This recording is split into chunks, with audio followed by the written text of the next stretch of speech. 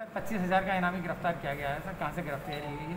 देखिए 2/3 की रात में तीसरे महीने में मार्च में शिकारपुर कस्बे में शहीद मेंटल नाम के व्यक्ति ने अपनी पत्नी और 3 बेटियों के सिर पे घातक चोट पहुंचाई थी, जिसमें पत्नी और 2 बेटियों की मृत्यु हो गई थी। तीसरी गंभीर रूप से घायल थी, जो बाद में उपचार के दौरान ठीक हुई। और इन सब की हत्या करने के बाद ये अपराधी घर से फरार हो गया।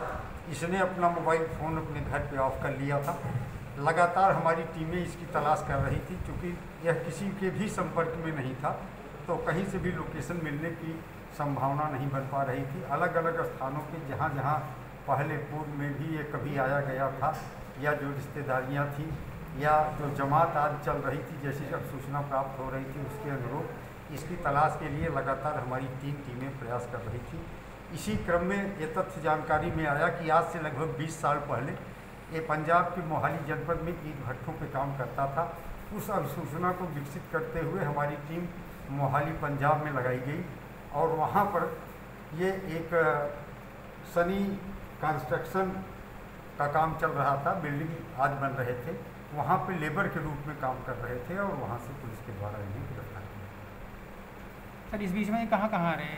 नहीं, ये इसका कहना है कि ये काफ़ी दिन गाजियाबाद, दिल्ली और अन्य स्थानों पे रहा। कुछ दिन इसने भिखारी बन के भीख मांग करके जीविकोपार्जन किया। बाद में ये मोहाली चला गया, जहाँ पहले ईंट भट्ठों पे काम करता था।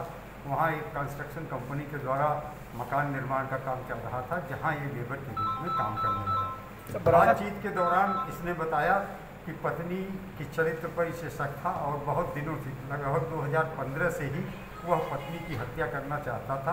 तीनों बेटियां इसकी उसमें सहयोग करती थी पत्नी को। इसका बड़ा बेटा भी सहयोग करता था। बड़ा बेटा वहाँ नहीं था, इस वजह से वो बच गया। तो इसको अपने किए पे कोई पछतावा नहीं है। फिलहाल हम लोगों ने इसे गिरफ्तार कर लिया है, जेल भेज रहे हैं, और वैधानिक कार्रवाई अदालत से की। बरामदगी क्या क्या हुई? नहीं, इसका जो जिस छड़ से इसने हत्या की थी, और लोहा के डंडा और धारदार हथियार, वो उसी समय मौके से बरामद हो गया।